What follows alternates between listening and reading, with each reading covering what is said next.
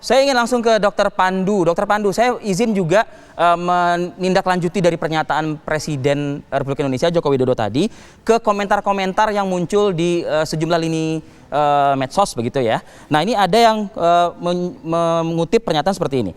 Waktu kasus positif 50 ribuan sampai 56 ribu, jumlah spesimen harian rata-rata 250 ribuan. Sekarang kasus harian turun karena memang jumlah tesnya yang turun. Nah, ini nih mungkin perlu mendapat pelurusan informasi tersebut, atau mungkin apa tanggapan Anda? Ya, jadi itu adalah status pandemi. Jadi status pandemi itu kita berangkat dari jumlah kasus. Jumlah kasus dipengaruhi oleh jumlah testing. Tetapi bukan hanya itu yang dilihat, tapi adalah juga dilihat angka hunian rumah sakit. Juga dilihat angka kematian yang terjadi karena COVID, ya kan? Dan berapa banyak yang di tracing. Seringkali testing turun karena tracingnya turun. Jadi semua itu adalah situasi pandemi. Sedangkan respon yang tadi respon yang level 4, 3, 2, 1 dari PPKM ini adalah berangkat merespon dalam situasi pandemi. Kalau situasi pandeminya datanya tidak akurat, maka responnya tidak akurat, ya kan? Dan yang paling penting sekarang sudah terkait tuh antara respon dengan situasi pandemi. Dan situasi pandemi ini yang harusnya kita perkuat terus-menerus karena kita mengusahakan penurunan kasus. Jadi sederhana sekali sebenarnya cara untuk menangani pandemi. Dan kita akan mempertahankan PPKM hanya pindah level. Jadi kalau sudah memang situasi pandeminya sudah lebih terkendali, bisa dari level 4 ke level 3. Kalau lebih terkendali, bisa level 3 menjadi level 2. Dengan demikian PPKM akan terus kita pertahankan. Karena apa? Karena kita sekarang masuknya adalah masuk supresi, berusaha menekan kasus semaksimal mungkin. Sehingga kemudian kita akan masuk ke dalam normalisasi, mempertahankan betul, sustain. Karena apa? Karena kalau kita nanti cepat-cepat melonggarkan atau pindah level, itu akan terjadi peningkatan lagi. Kita harus seperti ini dan seterusnya. Karena dalam menghadapi pandemi ini, kita perlu untuk mencegah supaya jangan terjadi lonjakan kasus lagi. Kalau sudah berhasil turun, terus turun kita pertahankan. Dengan demikian normalisasi kehidupan, mungkin di level 1 dan 2 itu sudah mulai masyarakat dan semua kegiatan sudah mulai kembali bergerak. Tetapi juga harus dilihat situasi pandemi juga dan perilaku penduduk. Nah, perilaku penduduknya ini yang tidak mudah.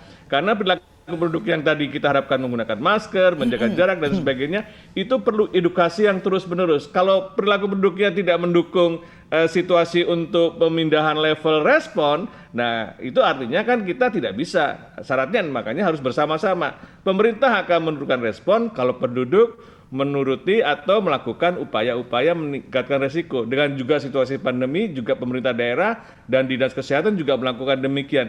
Jadi dengan konstelasi seperti itu, penanganan pandemi jadi sederhana. Ya, sederhana dan mudah dimengerti baik pemerintah daerah, baik dinas kesehatan. Jadi semuanya bisa bergerak sesuai dengan porsi dan perannya masing-masing. Saya kira kalau kita bisa mengusahakan ini kita pertahankan, dalam waktu dekat kita bisa dalam pengertian mengendalikan pandemi. Indikator lain adalah cakupan vaksinasi. Cakupan vaksinasi harus menjadi indikator.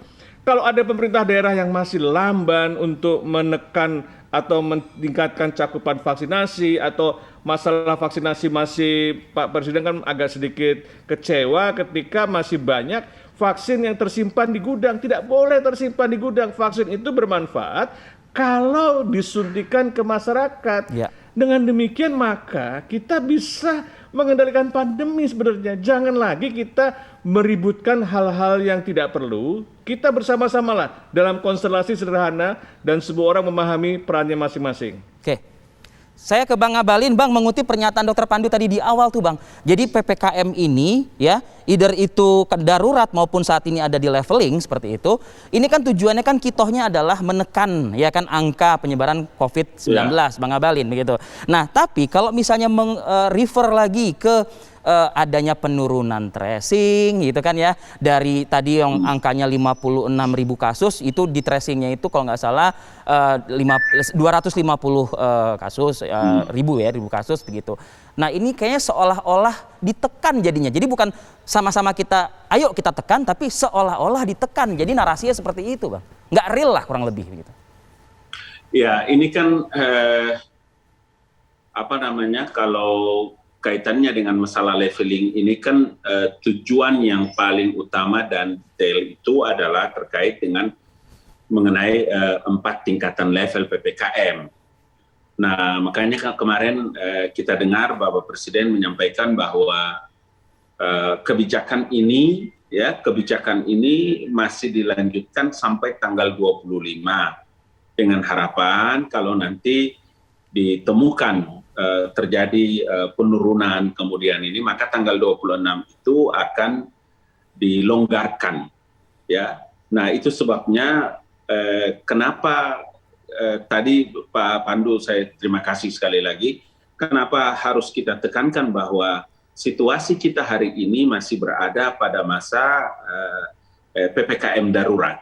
Jadi kita tahu bahwa tanggal 25 itu adalah batas di mana 2 hal. Hal yang pertama itu adalah terkait dengan data yang nanti akan diperoleh oleh pemerintah. Kemudian yang kedua itu adalah seberapa jauh tingkat leveling yang tadi saya kemukakan. Sehingga dengan begitu maka pada tanggal 26 yang disampaikan oleh Bapak Presiden itu nanti kita berharap dan kita berdoa kemudian tingkat ketaatan kita semua terhadap regulasi-regulasi yang ada ini benar-benar bisa kita jalankan sehingga nanti bisa ditemukan hasilnya dan tanggal 26 itu terjadi pelonggaran secara bertahap. Tapi begitu. Tetap mengupayakan tracingnya yang optimal dan maksimal kan Bang Abalin? Oh ya pasti, itu pasti.